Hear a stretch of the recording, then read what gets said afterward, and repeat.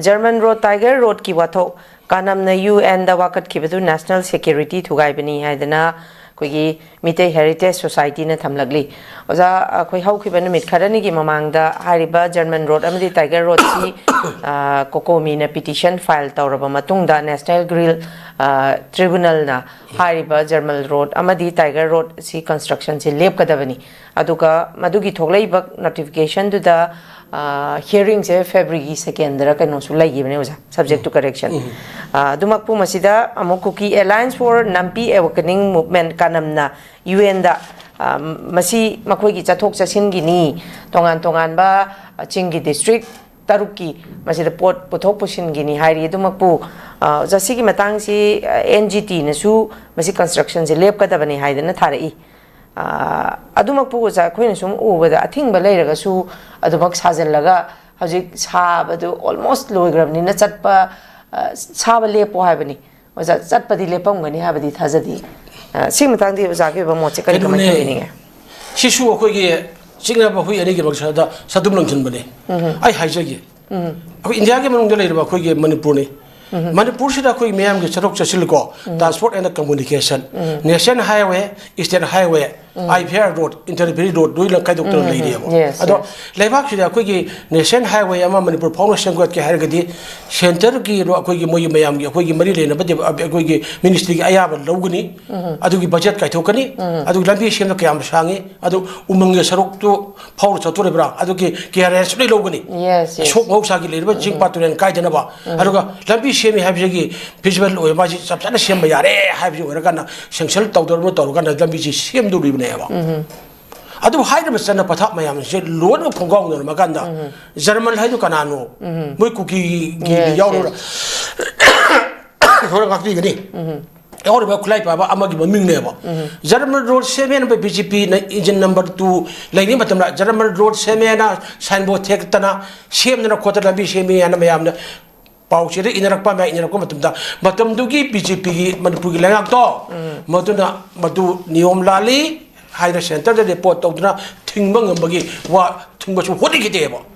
adu bogi mamang de ba koi German road na sema ta tawche district taru ki phawno bulambi oidore bani transport communication ne haina hairiba adu phajaba district taru phawno bulambi sema du hura la semi kari gino bar daga ke ayab yawdra semi kari gino adu ki batam dogi mo German road phaw chali bidora koi ki MLA le ne MLA sing le ba DC le ba ko lui le mam le ba bogi mamang na tra ba koi lana lambi du mi ki forest ki KRS long na wo sem do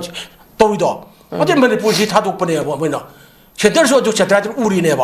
뭐 며칠 엄마가 막 하나 저놈 막 하다 오주로 왔다 오주로 하이비기 와다 좀 레이래 봐 아주 맞답도 쇼크 내가 놓고 이래 봐 맞답도기 BJP기 엔진 넘버 2고 이 랭악도는 그냥 호이 kai hai hu ge ba immigration kai hai hu ge ba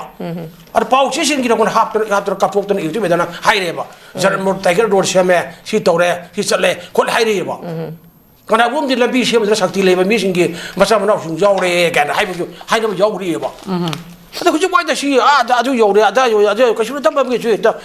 semak phak tana Manipur se lu ri ta ba ai le tra ba hai bi mu aku ikai re ba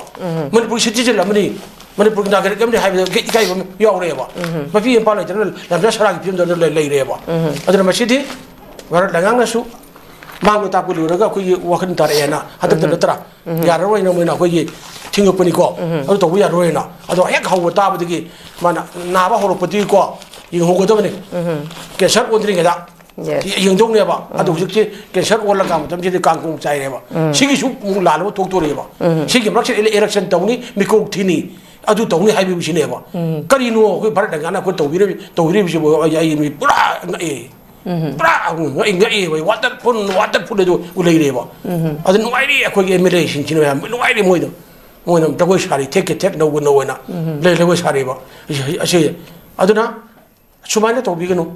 adu lale hai si sumri chumme hai si ain thuai hai si German road sem ba do meang do sem mani meang do sem ba do lambi do bar langa ki aya ba to loi ke yaw ga sanction jung to ga na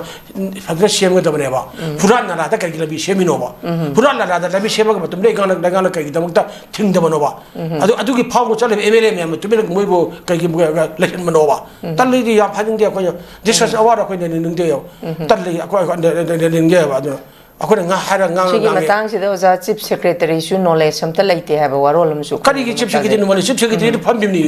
ꯃꯇꯝꯗꯨꯗ chief ꯀꯔꯤ ꯑꯗꯨꯗꯤ ꯃꯅꯥ ꯅꯥꯀꯣꯡ ꯌꯥꯝ ꯑꯦꯟꯇꯦꯅꯥ ꯃꯌꯥꯝꯗꯣ ꯎꯒꯗꯕꯅꯤ chief secretary administration ꯇꯧꯔꯤꯅꯤ ꯌꯦꯡꯉꯣ chief secretary ꯍꯥꯏꯁꯤꯅꯦꯃꯤ secretary ꯃꯌꯥꯝꯗꯨ ꯆꯤꯞꯅꯦꯕ ꯑꯗꯨ ꯀꯔꯝꯕꯒ ꯎꯗ꯭ꯔꯗꯤ ꯀꯔꯤꯝ ꯎꯗ꯭ꯔꯗꯤ ꯀꯧꯗ꯭ꯔꯗꯤ ꯃꯃꯤꯠ ꯇꯥꯡꯉꯦ ꯃꯅꯥ ꯇꯥꯡꯉꯦꯗꯤ ꯃꯅꯥ ꯇꯥꯗ꯭ꯔꯗꯤ ꯌꯥꯏꯑꯕ ꯃꯃꯤꯠꯁꯨ ꯎꯕ ꯃꯅꯥꯁꯨ ꯇꯥꯡꯈꯤꯕ ꯐꯖꯅ ꯃꯤꯒꯤ ꯍꯦꯟꯗꯤꯀꯦꯞ ꯑꯣꯏꯕꯁꯨ ꯅꯠꯇꯦꯗꯅ ꯑꯗꯨ ꯁꯤ ꯌꯥꯗꯦꯕ ꯁꯤꯗꯤ ꯃꯥꯡꯒꯅꯤ ꯌꯥꯔꯔꯣꯏ ꯂꯩꯕꯥꯛꯀꯤ ꯃꯥꯡꯒꯅꯤ ꯑꯗꯨꯅ ꯂꯨꯆꯤꯡꯕꯗ ꯊꯕꯛ ꯇꯧꯕꯤꯗ꯭ꯔꯦ ꯑꯦꯗꯃꯤꯅꯤꯁꯇ꯭ꯔꯦꯁꯟꯒꯤ ꯊꯕꯛ ꯇꯧꯕꯤꯔꯕ ꯃꯌꯥꯝ ꯀꯣ ꯕꯣꯔꯒꯦꯠ ꯑꯣꯐꯤꯁꯥꯔꯁꯤꯡ ꯃꯌꯥꯝ ꯆꯨꯝꯕ ꯇꯧꯕꯤꯌꯨ ꯗꯤꯄꯥꯔꯠꯃꯦꯟꯒꯤ ꯑꯣꯏꯔꯕ ꯍꯦꯠ ꯄꯥꯏꯕꯤꯔꯕ ꯗꯥꯏꯔꯦꯛꯇꯔ ꯑꯗꯨ ꯑꯗꯥ ꯂꯩꯔꯕ ꯀꯣ ꯃꯌꯥꯝ ꯄꯨꯟꯅ ꯇꯧꯕꯤꯌꯨ ꯃꯈꯥ ꯇꯥꯕꯁꯨ ꯃꯥꯅ ꯄꯨꯔꯤꯕ ꯗꯥꯏꯔꯦꯛꯇꯔ ꯃꯈꯥꯗ ꯂꯩꯔꯤꯕ ꯗꯤꯄꯥꯔꯠꯃꯦꯟꯗꯣ ꯃꯥ ꯀꯔꯃꯆꯥꯔꯤ ꯐꯪꯁꯟꯗꯤ ꯐꯖꯅ ꯇꯧꯔꯤꯕ꯭ꯔꯥ ꯃꯇꯝ ꯆꯥꯅ ꯀꯥꯔꯤ ꯃꯇꯝ ꯆꯥꯅ ꯍꯜꯂꯕ꯭ꯔꯥ ꯀꯔꯞꯁꯟ ꯇꯧꯕ ꯌꯥꯎꯗꯕ꯭ꯔꯥ ꯍꯥꯏꯗꯣ ꯃꯀꯣꯛꯇꯒꯤ ꯍꯧꯒꯗꯕꯅꯤ ꯏꯔꯨꯖꯕ ꯍꯥꯏꯁꯦ ꯀꯣꯛꯇꯒꯤ ꯍꯧ ꯌꯥꯔꯤꯅꯤ ꯑꯍꯜ ꯂꯃꯟꯅ ꯑꯗꯨ ꯍꯧꯔꯤꯅꯤꯀꯣ ꯑꯗꯨ ꯁꯤ ꯇꯧꯗ꯭ꯔꯒꯗꯤ ꯌꯥꯔꯣꯏꯑꯕ ꯑꯗꯨꯅ ꯆꯨꯝꯊꯣꯛꯇꯕ ꯁꯨꯡꯌꯥ ꯌꯥꯔꯣꯏ ꯑꯗꯨꯅ ꯃꯁꯤ ꯖꯔꯃꯟꯒꯤ ꯔꯣꯠ ꯍꯥꯏꯔꯤꯁꯦ ꯂꯩꯉꯥꯛꯅ ꯚꯥꯔꯠ ꯂꯩꯉꯥꯛꯅ ꯀꯨꯝꯍꯩꯗꯧ ꯌꯦꯡꯉꯒ ꯍꯧꯖꯤꯛꯋꯥꯏꯗꯅꯦ ꯑꯩꯈꯣꯏ ꯑꯆꯨꯝꯕꯗꯨ ꯁꯤ ꯂꯥꯜꯂꯦ ꯇꯧꯔꯛꯄꯅꯤ ꯑꯗꯨꯗꯗꯤ ꯍꯧꯖꯤꯛ ꯇꯦꯂꯪꯒꯥ ꯄꯥꯏꯅꯔꯤꯕ ꯑꯗ ꯄꯥꯡꯒꯟꯖꯦꯝ ꯅꯪꯅꯔꯤꯕ ꯅꯨꯡ ꯍꯨꯟꯅꯔꯤꯁꯦ ꯁꯤꯗꯪ ꯊꯣꯛꯅꯕꯅ ꯁꯤꯜꯂꯕ꯭ꯔꯥ ꯍꯥꯏꯕꯁꯤꯒꯤ ꯋꯥꯈꯜꯗꯣ ꯐꯥꯎꯔꯦꯕ ꯑꯗꯣ ꯑꯩꯈꯣꯏꯒꯤ ꯂꯩꯉꯥꯛ ꯑꯣꯏꯔꯤꯕ ꯑꯦꯝ ꯑꯦꯜ ꯑꯦ ꯃꯌꯥꯝ ꯄꯨꯝꯅꯃꯛꯁꯤꯅ ꯈꯟꯕꯤꯌꯣꯕ ꯑꯩ ꯁꯨꯃꯥꯏꯅ ꯊꯝꯖꯒꯦ ꯑꯣꯀꯦ ꯊꯥꯒꯠꯆꯔꯤ ꯑꯣꯖꯥ ꯑꯣꯖꯥꯒꯤ ꯃꯃꯜ ꯌꯥꯝꯂꯕ ꯃꯇꯝ ꯈꯔ ꯈꯖꯤꯛꯇꯪ ꯀꯥꯏꯊꯣꯛꯄꯤꯗꯨꯅ ꯉꯁꯤꯒꯤ ꯑꯩꯈꯣꯏꯒꯤ ꯇꯣꯉꯥꯟ ꯇꯣꯉꯥꯟꯕ ꯄꯥꯎꯆꯦꯁꯤꯡ ꯑꯁꯤ ꯅꯩꯅꯕꯗ ꯑꯣꯖꯥꯒꯤ ꯑꯣꯏꯕ ꯇꯣꯉꯥꯟ ꯇꯣꯉꯥꯟꯕ ꯋꯥꯔꯣꯜ ꯊꯝꯕꯤꯕꯒꯤꯗꯃꯛꯇ ꯍꯟꯅ ꯍꯟꯅ ꯑꯣꯖꯥꯕꯨ ꯅ꯭ꯌꯨ ꯇꯤꯚꯤꯒꯤ ꯃꯥꯏꯀꯩꯗꯒꯤ ꯊꯥꯒꯠꯄ ꯐꯣꯡꯗꯣꯛꯆꯔꯤ ꯊꯦꯡꯛ ꯌꯨ ꯚꯦꯔꯤ ꯃꯆ